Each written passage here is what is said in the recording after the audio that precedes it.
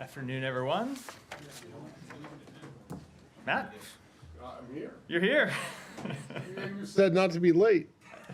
I assume that was directed to me, but I don't know. I appreciate you being here. I appreciate everyone being here. Full room right before the holiday. So Oh, wait. Oh, so that was just a tease? it was just a tease. You didn't have anything to say? I am here for your questions. Okay, well, tell us what the latest, your latest understanding is of the this alleged deal. With respect to hostages, so what I will say is that we are very close to an agreement, but we are not there yet. As you have heard us say a number of times over the course of the past few weeks, nothing is final until everything is final. And at this point, everything is not yet final, but we are close. The Israeli cabinet is meeting to discuss this matter right now. We are in close conversation with them, as we are with the government of Qatar, who has been helping facilitate discussions for since the early days of the crisis. We are hopeful to have some good news for the hostages and their families. We're hopeful we can start bringing some of them home, but as I said at the outset, we are not quite there yet. All right, well, so when you made reference to the Israeli cabinet meeting right now, is that the last thing that needs to be done? I really don't want to get into the underlying details. Obviously, the Israeli government discussing and coming to some sort of resolution is one part of this. There are others. I don't want to get into the full details. I will say that, of course, the implementation and execution of an agreement, should one be reached, requires the cooperation of Hamas, a terrorist organization. So it's why we're always hesitant to say too much about what will happen before it has happened, but we are close to an agreement and hopeful one can be reached. Okay, thanks. Is your understanding that the first tranche of hostages to be released would include Americans? I just can't get into any type of details of what an agreement would look like, including who would be released if such an agreement was finalized. And have you received any updates on their conditions, whereabouts, if they're being held together, if they are all in fact being held by Hamas? Again, I can't get into too much into the underlying details. It has always been our assessment that Hamas may not have control of all of these hostages, but beyond that, I just don't want to speak to any specific details. Yeah, And Barbara. Oh, sorry. I follow up. Is it your understanding that if and when a deal is reached, that would then trigger more aid being able to get into Gaza, as the Secretary had suggested would happen? Let me say a couple things about that. One, it has always been the position of the United States that we do not need a hostage deal. There shouldn't to get more aid in, that more fuel, more food, more water, more medicine should not be contingent on a hostage agreement being reached. We thought that the delivery of humanitarian assistance for the Palestinian people was important in its own right, and that's why the Secretary has been pushing for it. It's why the President has been pushing for it. It's what our Ambassador David Satterfield, our special envoy, I should say, Ambassador David Satterfield, has been working to implement on the ground. That said, it has been clear that for some time that an agreement on hostages would release or would unlock the potential for delivery of more humanitarian assistance. So we're hopeful that that would take place. But again, it has always been our position that the two don't need to be linked, that humanitarian assistance should be delivered as quickly as possible for the benefit of the Palestinian people. But the Israelis seem to have linked it, it seems. It does seem that, the way I would say it is, it does appear that any kind of hostage agreement, should we reach one, would unlock more humanitarian assistance flowing in. Barbara.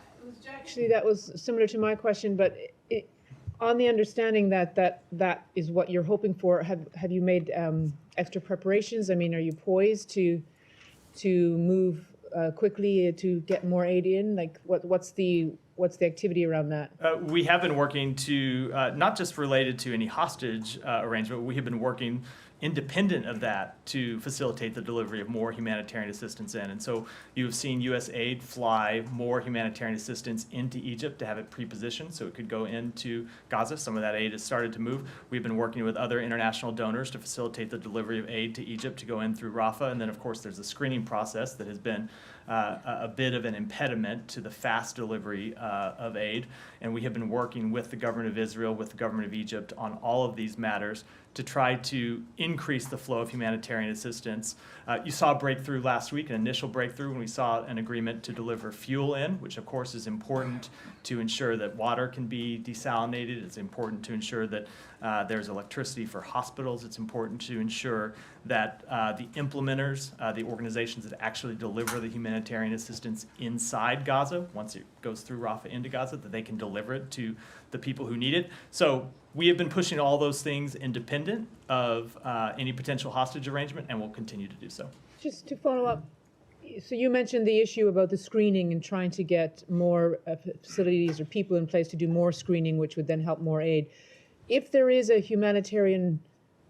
long humanitarian pause in exchange for hostages, although you're not linking aid to hostages, but whatever, if there is a time period, does that mean you wouldn't necessarily get a lot more aid in if you're still dealing with these issues like screening and so on? Like how much how much do you think it could boost aid if there was I think 4 days or whatever? I think we're getting into the realm I'm not comfortable. I'll talk a little bit about what we have done and what we're trying to do, but when we start getting too far into what could happen as a potential result of a deal that has not yet been reached, I think I'm going to decline to comment in too much detail. And just one last question.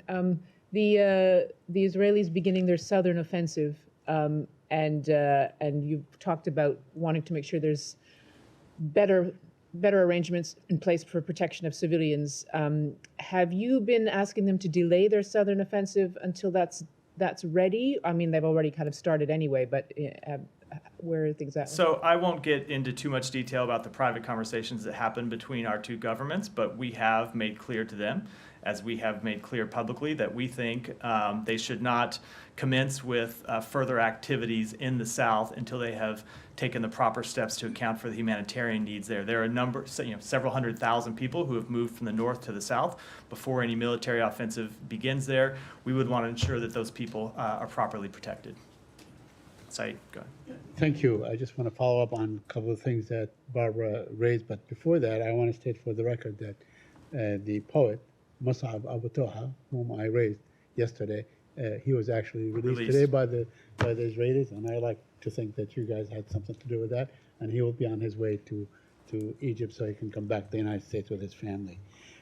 On the issue of the deal itself, now we're talking about The issue of what itself? the potential deal. Oh, the deal. The Yeah. potential deal, that could or may not happen.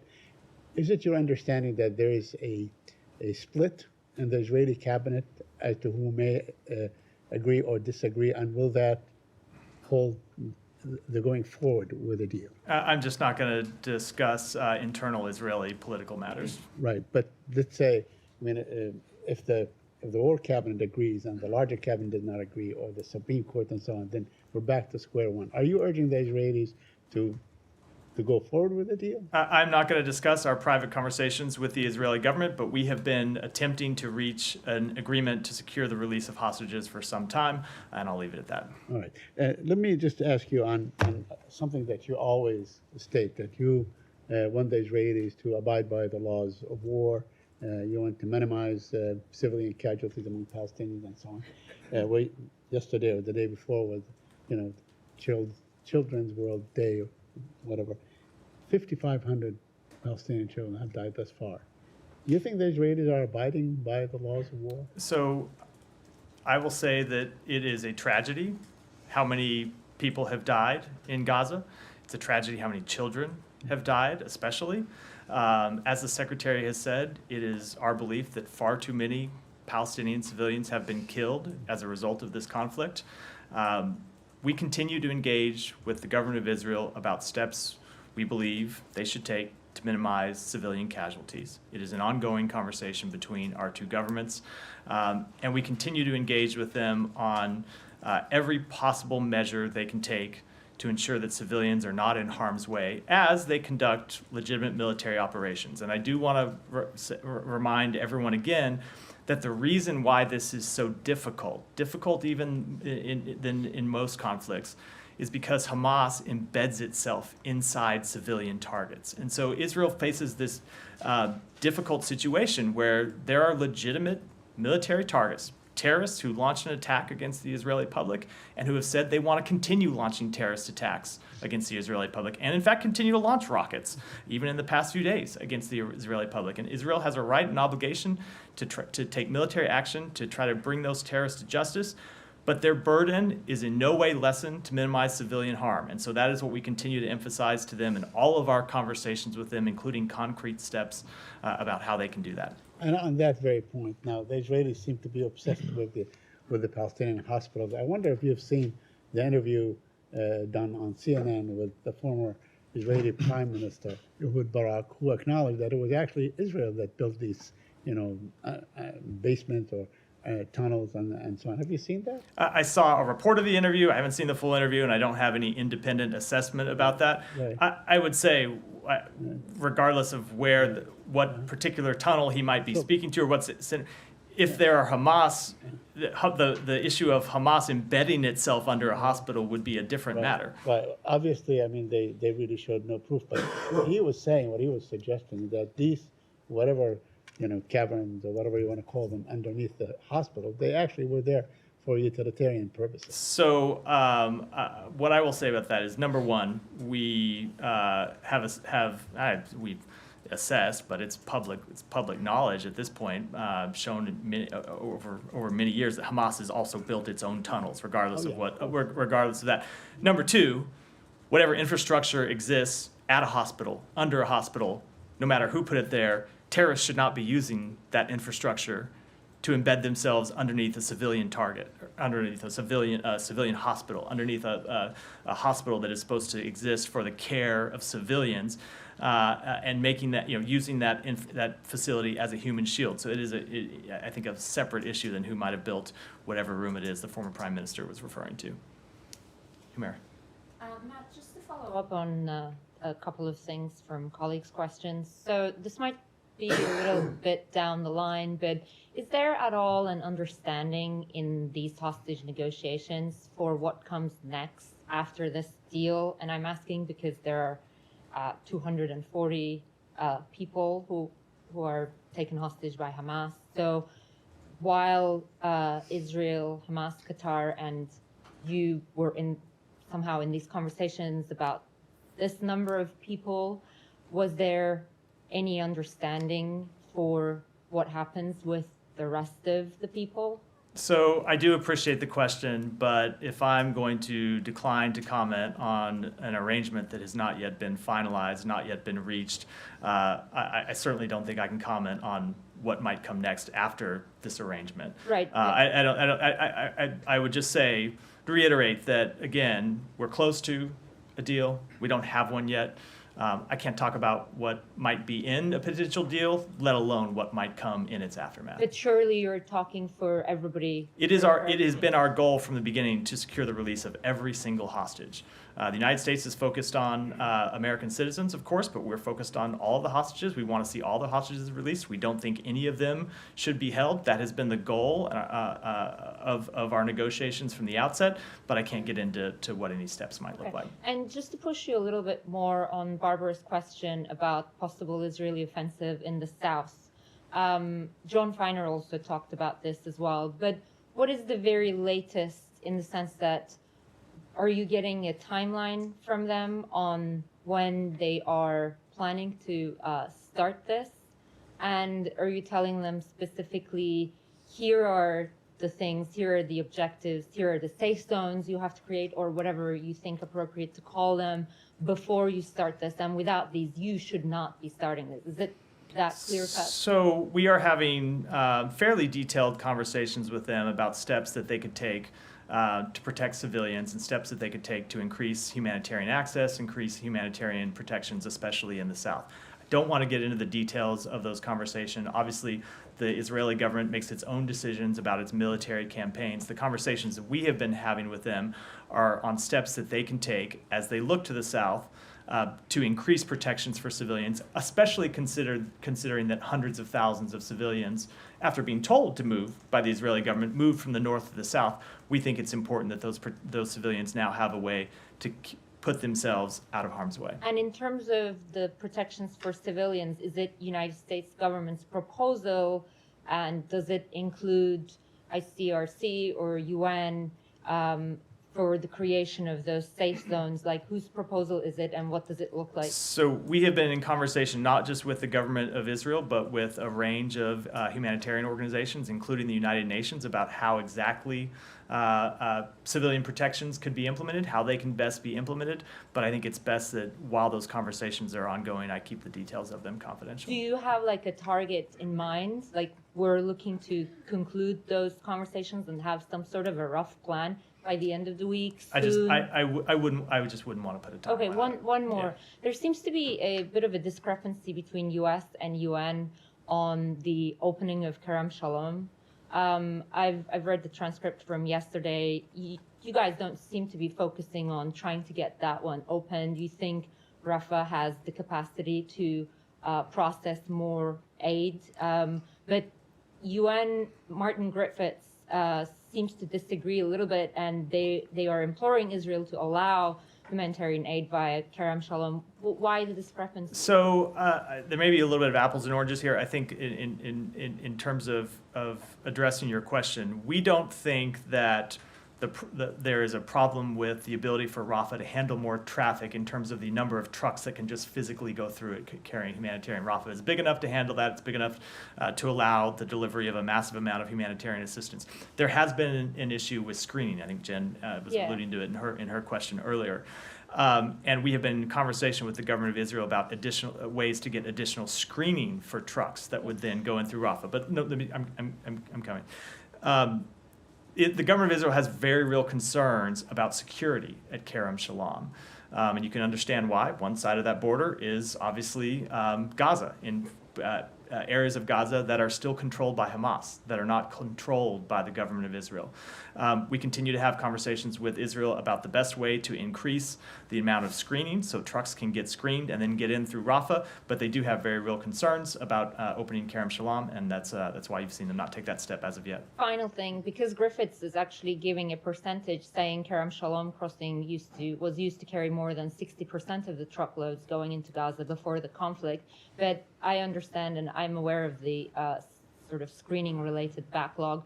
U.S. is not pursuing this actively with the Israelis, is what I'm understanding from you. The point I'm making is that we think Rafah is sufficient for the delivery of humanitarian assistance. That is a separate question from screening. We want to try to get screening back online and open, but we think Rafah Gate at this point is the appropriate way to get assistance in. Go ahead. Thank you, Matt.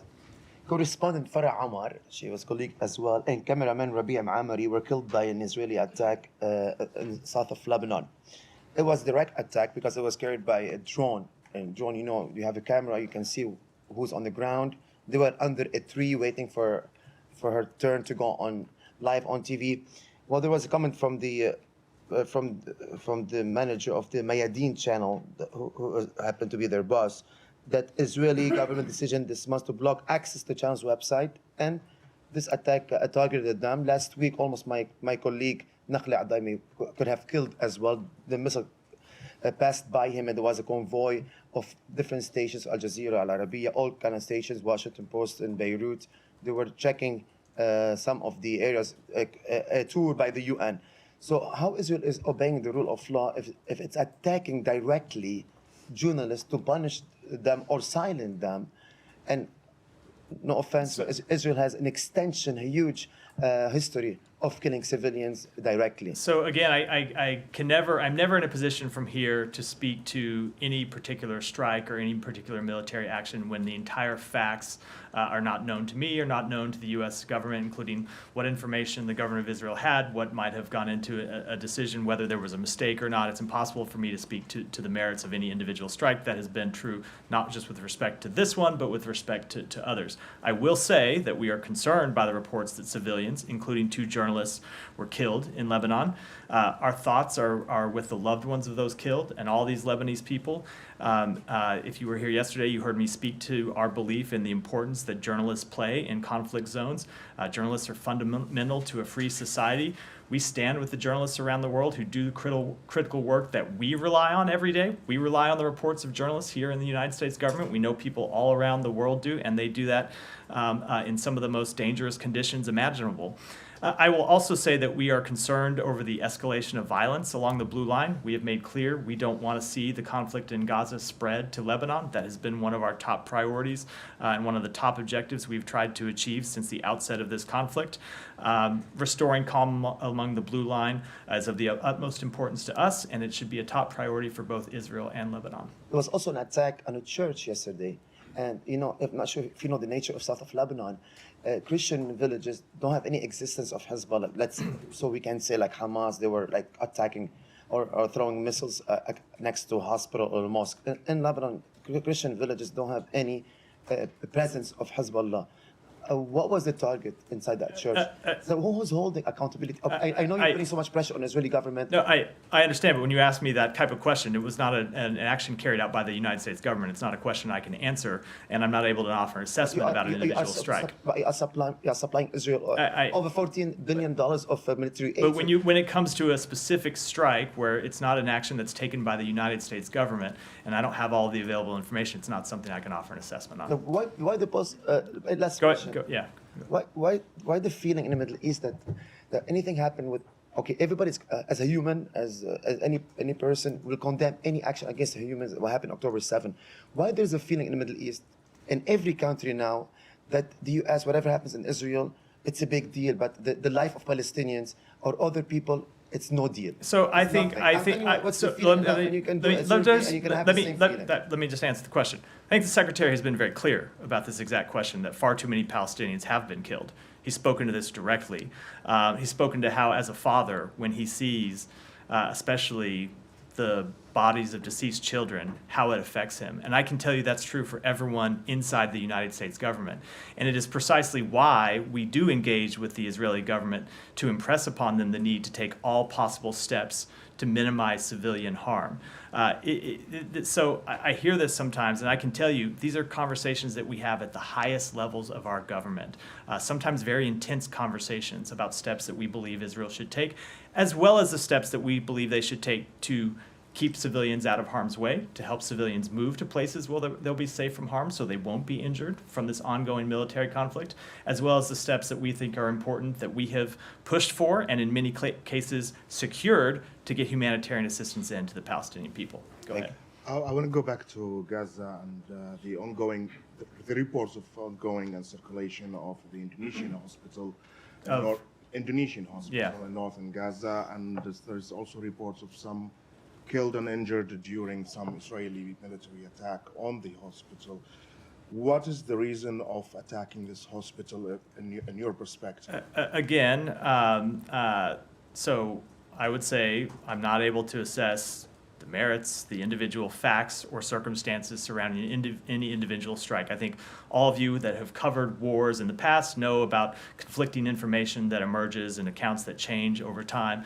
It's difficult for anyone to make an assessment about what happened and the reason for it happened, and certainly we don't have all the facts, or I don't have all the facts here at this podium to speak to them. I will say, as a principle, we do not want to see hospitals struck from the air. We want to see hospitals protected. Hospitals provide critical services to the civilian population in Gaza, and we want to see the government of Israel take steps to minimize harm to civilians, and of course that includes at hospitals where civilians are seeking much needed medical care. But I'm not talking about the merit from the Israeli point of view. I mean, for that Al-Shifa, for example, you had an assessment that Al-Shifa is used by Hamas either as a headquarter or a command center. Do you have any assessment that Hamas is using the Indonesian hospital as a command center? I'm not going to speak to intelligence assessments aside from the very limited information that we have already downgraded and made public. We do see, unfortunately, that Hamas uses not just hospitals but mosques and schools and other pieces of civilian infrastructure as places where they can embed their fighters, as places where they can use to launch attacks, and places where they can use civilians as human shields. So, as I said a minute ago in answer to another question, it puts the Israeli government in a very difficult position where they are trying to defeat legitimate military or try to accomplish legitimate military objectives, but sometimes when the terrorists they are trying to go after have hidden themselves in hospitals and schools and mosques. So it is a difficult problem, but it doesn't lessen their responsibility, which is why we continue to engage in these conversations with them about taking every possible step they can to minimize civilian harm. I will say with respect to Al-Shifa, we were very clear. We did not want to see Al-Shifa struck from the air. We did not want to see fighting going on inside the hospital. We wanted to see civilians protected. And I think when Israel did launch the their military operation at Al-Shifa, you saw them do it, in a much more careful way, where they went into the hospital in a way where they were trying to protect patients and where they were trying to evacuate patients.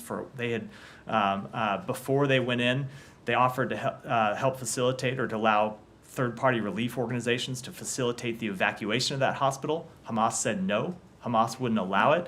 So there's always more that Israel can do to take steps to minimize civilian harm, and we will continue to encourage them to do that. But again, as long as Hamas continues to embed itself inside the civilian population, we are going to see this difficult challenge over and over again. Yeah, Michelle. Will the Secretary receive the Arab ministerial delegation that visited China, and how do you view their visit to China first? I don't have any scheduling announcements to make, but certainly a number of the ministers who made that trip to China are people who he's met with repeatedly in the past few weeks, and people he's had conversations with by phone repeatedly. So we will continue to engage with a number of those individuals, whether it be here, whether it be in the region. I think you can anticipate that the Secretary is not done traveling to the region. And of course, I will mention that we met with the Foreign Minister of Saudi Arabia, the Foreign Minister of Egypt, both of whom were part of this delegation in New York last month. So we will continue to meet with them, whether it's here or there. I don't have an announcement to make at this time. Saudi Crown Prince has asked all the countries who are providing Israel with arms to stop providing them with ammunitions and arms. Is the U.S. ready to do so? No, that is not a step we're ready to take. In fact, we have a supplemental request pending before Congress that we hope Congress will act on expeditiously, which provides additional assistance to Israel as well as additional assistance to Ukraine. And finally, do you have any update on the talks and the discussions that you are doing with partners and allies regarding the ship that the Houthis seized? No, I do not. It continues to be an ongoing matter of diplomatic discussion. Alex, go ahead. Thanks. A couple of things before that, potential deal. I understand you don't want to get into About details what? about potential deal. Oh, yeah. How confident are you that there will be well-established international mechanism to ensure that all the sides are holding promises? I'm not going to talk at all about any of the details of a potential deal, which that obviously would be when one has not yet been reached. What is your level of concern that the potential deal might be jeopardized by other actors like Iran? Again, I know, but like any questions about a potential deal, maybe let's wait until we actually have a deal, and then we can talk about it. But when it's still a potential deal, I think I'll decline to comment. The White House said that it's concerned that Wagner is potentially preparing to send military equipment to Hezbollah or Iran. First of all, what do you know, and what can you do to prevent this from happening? And also, in terms of deal, how much do you think this might jeopardize? So it is a concern that we have. The White House spoke to this earlier today. I don't have any kind of detail to add to that. But to the question, third time you tried to ask me, I'm just not going to comment at all on a potential deal and what implication anything might have or might not have on it. And as for Wagner itself, as you know, this is international. The U.S. recognizes it as an international criminal organization. Where do you draw the red line, in terms of switching from international criminal organization to recognizing it as an international terrorist organization? So this is a conversation that you and I have had many times. I don't have a different answer for you than I've had the previous new angle. It's the same question. I don't have the different answer than the previous 7 or 8 times I've answered it, which is we have taken a number of steps to hold Wagner accountable, including the designated you mentioned, including multiple sanctions for its activities in Ukraine, its activities in Africa, and we will continue to do so. Please come back to more Ukraine as a later. Okay, go ahead. I just wanted to follow up on the exchange in this room yesterday about the future of Gaza. You said there may need to be some transition period in Gaza. Can you clarify what do you mean by transition period, and who will govern Gaza during this transition period? Again, we're getting this is a little cart before the horse, as some of the questions about hostages have been. What I meant with respect to a transition period is something the Secretary has spoken to. First, let me back up and say that we have outlined some clear principles that we believe ought to apply to the future to the future status of Gaza when this conflict is over. We've been through those principles: no reoccupation of Gaza, no control of Gaza by Hamas, no diminution in the territorial size of Gaza, no siege of Gaza. That said, Israel is conducting a military operation. At some point, that military operation will end. There will have to be a transition period before before the next status emerges. Before we've talked about what we want to see as the Palestinian Authority ultimately governing both Gaza and the West Bank. There has to be some security force in place for a transition period. You can't just see the Israeli government complete its security operations and then walk out and leave Gaza in a vacuum, a security and political vacuum immediately. So there will have to be some transition period. What that transition period looks like, I think it's too early to say. We're engaged in those conversations with allies and partners right now, and we'll continue to look for the best solution possible, with one of our first principles being that the Palestinian people themselves need to be front and center in deciding the future governance of Gaza and the West Bank. But I think as we are in the ongoing military campaign in Gaza, it's a little too early to talk about what those details might look like. So you stated the U.S. position, but it seems that the U.S. and Israel have different visions for a post-war Gaza. Secretary Blinken said Gaza should be unified with the West Bank under the PA, but Netanyahu made it clear during a CNN interview that he would not be handing over Gaza's control to the PA. There are also other issues that it seems that you don't agree on. So how will you address this gap between you and the Netanyahu government? That is what diplomacy is for. We have laid out our principles, and you will see us engage with the government of Israel, as well as other governments in the region, to advance our principles, as well as engage with the Palestinian Authority and the Palestinian people directly to talk about what the future of Gaza looks like at the end of this conflict. Yeah, thank you, Matt. Going back to the deal, you said that you're close to that deal. How close you are, and then do you expect? I don't even know how to answer that question. I think I said we're very close. There are reports saying that. We're getting a little into the.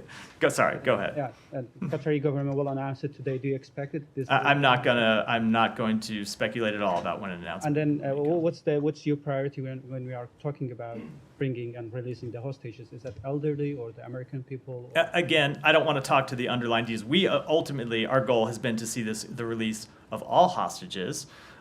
We think there's no reason that Hamas ought to be holding hostages at all. It's a reminder, I stand up here and take all these questions about what the government of Israel has done. Hamas continues to hold hostages, elderly people, children, sick people. They all ought to be released immediately. Now, what the arrangement might look like, I'm not going to speak to any underlying details. Have you tried to put some American? I'm gonna draw the line and not decline to comment on any further details. Okay. Sorry. I do appreciate all the questions. There's been some creative attempts, but I'm gonna decline. Yeah, go ahead. Thank you, sir. Thank you, sir. Change of subject? Sure. U.S. Ambassador in Pakistan, Donald Bloom, announced the aid package of $4 million for Pakistani security forces to bolster Pakistan's counterterrorism capabilities. But a group of U.S. lawmakers, in a letter to Secretary Blinken, asked Biden administration to suspend all military assistance to Pakistan for human rights violations and for the political crisis. So would you provide any details about that aid package and how would you respond to that letter of U.S. lawmakers? So I wouldn't want to preview how we would respond to the letter here. We obviously respond directly to those members of Congress. With respect to the announcement that the ambassador made, we'll be pursuing 4 new initiatives to support the Balochistan police in their efforts to protect and serve their local communities. We're going to provide $4 million in assistance to expand the anti-terrorist force training facility, $2 million to repair or replace 10 flood-damaged police stations, $2 million to construct 10 new police stations stations that incorporate the same model to improve service to women, girls, and all Pakistanis, and then an additional $250,000 in equipment to protect law enforcement officers in the course of conducting their work. These initiatives build on more than 40 years of partnership between the U.S. mission in Pakistan and the Pakistani government on civilian security and rule of law. And from our standpoint, the partnership improves justice institutions and provides law enforcement agencies with the tools they need to protect Pakistan's citizens. So Pakistani media is reporting that U.S. Ambassador Donald Bloom held a meeting with former Prime Minister Imran Khan in Adiala prison and discussed the political situation. Would you deny or confirm that meeting? I would refer you to the embassy to contact to comment on any meetings the ambassador has had. But as we have said a number of times, we do not take a position on candidates for political office in Pakistan or any other. So one last question, sir. Pakistan is deporting millions of Afghan refugees, but on the request of U.S. government, Pakistan says that it would not deport 25,000 Afghan refugees who are waiting for their American visas. So how would you see this decision by Pakistani government? So we are in close and constant communication with the government of Pakistan on the safety of individuals in the U.S. pipeline. It is our desire to work in good faith with the government of Pakistan to address any concerns that it may have. Our key concern is the safety of the vulnerable and at-risk individuals. We believe it is in both our countries' interest to ensure the safe and efficient resettlement of refugees and asylum seekers, and we join all of our partners in urging all countries, including Pakistan, to uphold their respective obligations in the treatment of refugees and asylum seekers, and strongly encourage all of Afghanistan's neighbors to allow entry for Afghans seeking international protection and coordinate with international humanitarian organizations to provide humanitarian assistance. Can I have a follow-up? Sure. on that? Yeah, go ahead. Could you give us a sense of numbers on how many Americans, Afghans we're talking about that would be in this pipeline? I don't have a number at my disposal right now. I'd be happy to follow up and see if we can get it for you. I just don't have it at my fingertips. Thank you so much. So I'll stay in subcontinent.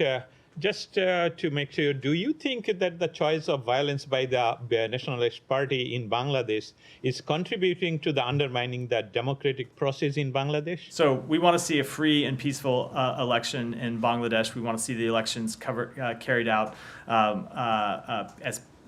peacefully. That has been our policy, as I made clear a number of times from here. Thank you for that. Will you condemn, I repeat, will you condemn the political violence orchestrated by the BNP to the context of human rights that you care about? I think I answered that with my previous answer. Go ahead. Thank you very much. Thanks.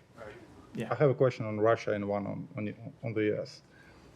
There is a media report that President Biden will not be attending tomorrow's virtual G20 summit. Who will be representing the U.S. tomorrow? So I will let the White House speak to the president's schedule. I don't have any update on that. Okay, and I have one more question on CTBT. So as you know, Russia has withdrew its ratification of the treaty, and following that, Secretary Blinken said that the U.S. remains committed to achieving the entry into force of the treaty. Can you please clarify, has the State Department done anything over the past 2 years to advance this goal and to work with the Senate to ratify it? Let me take that one back and get you an answer. Go ahead. Go ahead. Yeah. You. Matthew, sorry. Yeah. Sorry. Go ahead. Good afternoon. My glasses might be foggy. Yes.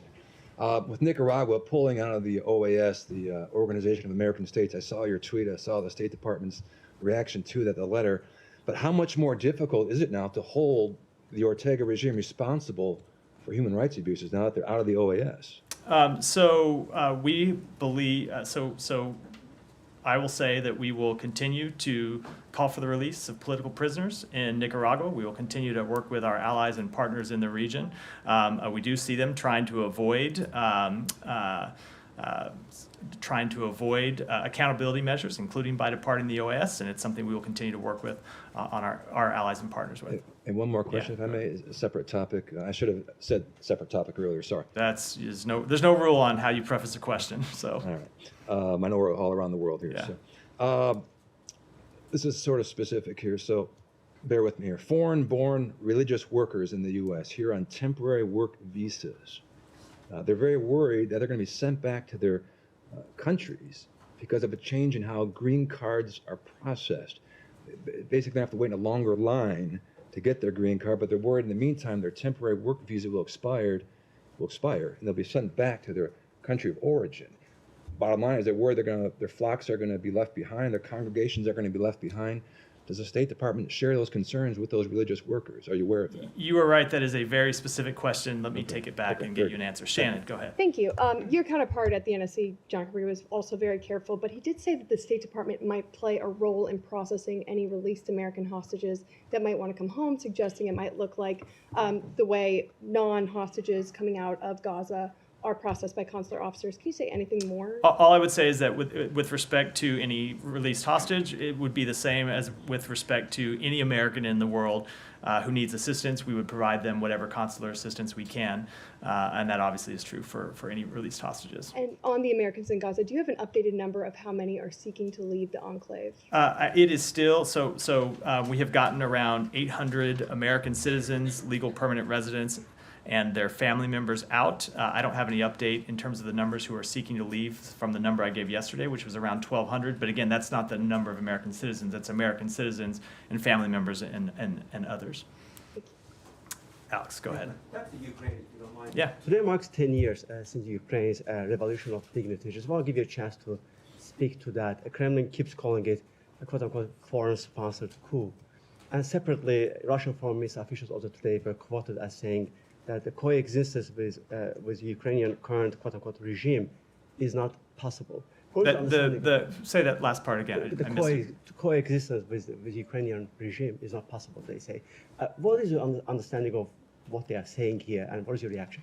So I think my reaction would be is that you continue to see the Russian government make outrageous and unacceptable statements about Ukraine.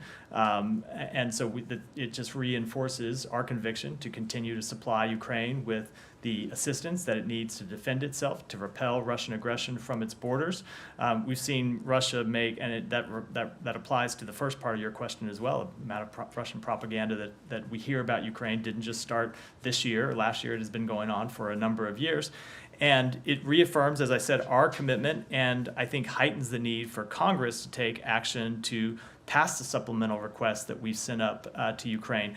The secretary just today had a call with his G7 counterparts to talk about additional steps that we are taking through the United States, and we are taking in concert with our allies and partners and in cooperation with the government of Ukraine to try to harden Ukraine's infrastructure in advance of the winter. Last winter, we saw Russia striking energy sites, trying to take them down in Ukraine, and so we are working with Ukraine to try to harden its infrastructure in advance of this winter. Anything you can offer in particular about Maidan's anniversary?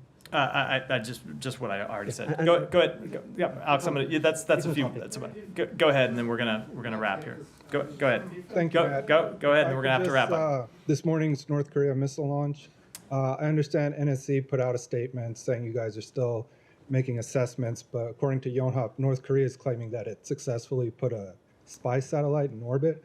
So are you able to confirm whether or not the launch was successful? And if so, how does this change the security situation in the region and for the U.S.? So I cannot confirm that assessment. It is still something that's ongoing inside the United States government. I can say that we condemn the DPRK's unlawful launch of a military reconnaissance satellite on today.